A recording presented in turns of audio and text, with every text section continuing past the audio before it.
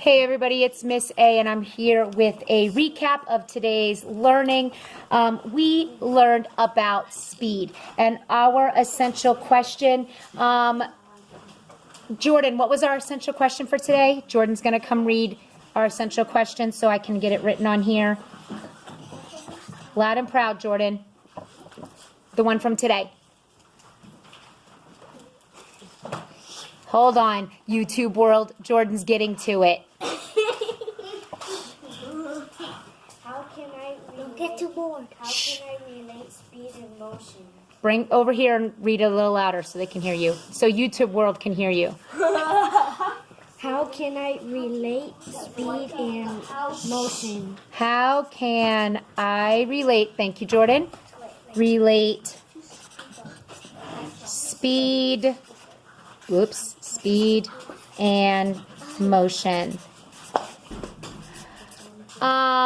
Junior, what word did we have to define in order to be able to answer this essential question for today? We did have to define the word relate. So we talked, the children and I talked about what word we could use, and we talked about the word connection. They did come up with some other ones. They thought about compare. They thought about common.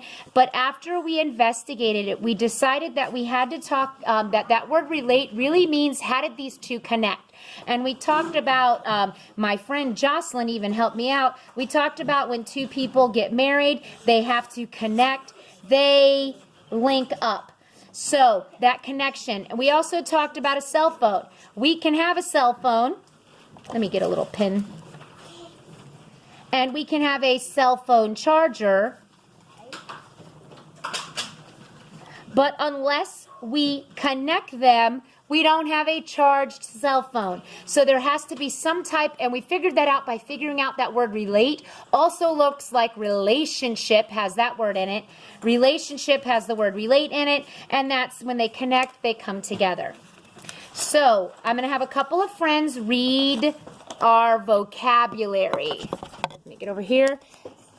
All right, vocabulary. First one. Go ahead with position.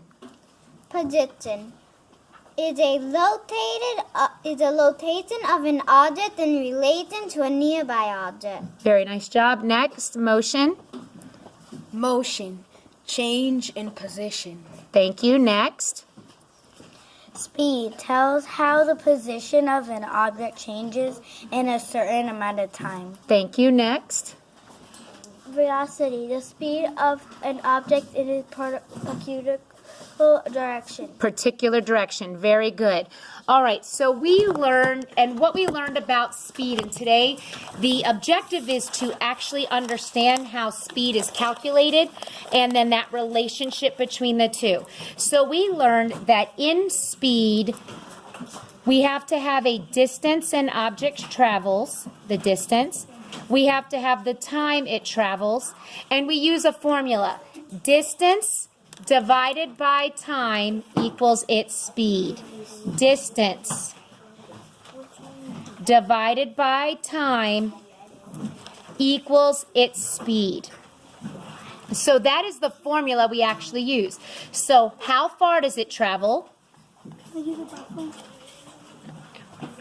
Divided by how long it takes equals how fast it goes. Distance divided by time equals speed. How far it travels, how long it takes, and that equals how fast it goes. So we did look at this paper today. We actually looked at two different papers today. And we have that each of these animals, they're on a pictograph, that each of these animals, this is how far they traveled in 10 seconds. So our time was 10 seconds for all. Our time was 10 seconds for all. So our cat traveled 80 meters in 10 seconds.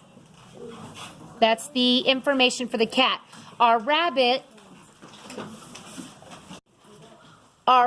traveled 100 meters in 10 seconds. So now I just need to plug that into my formula.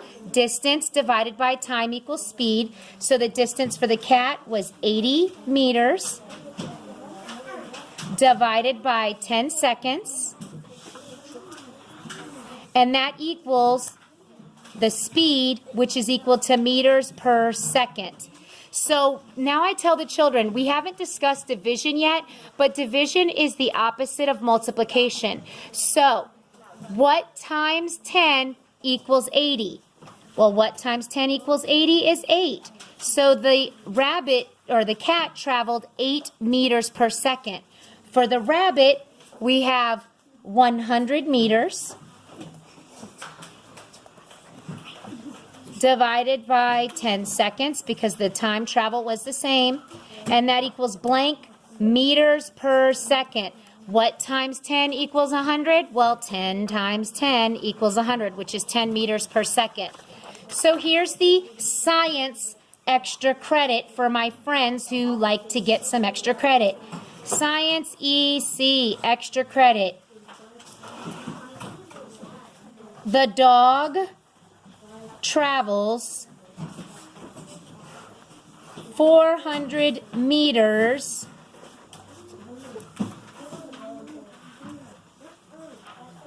the time was 10 seconds. How fast did the dog move? So, children should be looking for what they know, what they're asking, using their formula to solve, because tomorrow we will investigate speed, and having a good understanding of how to solve for speed will help them tomorrow. Again, this is extra credit. It does need to be turned in on my desk, my teacher's desk, my guided desk, not my desk that's in the corner that nobody ever sits at.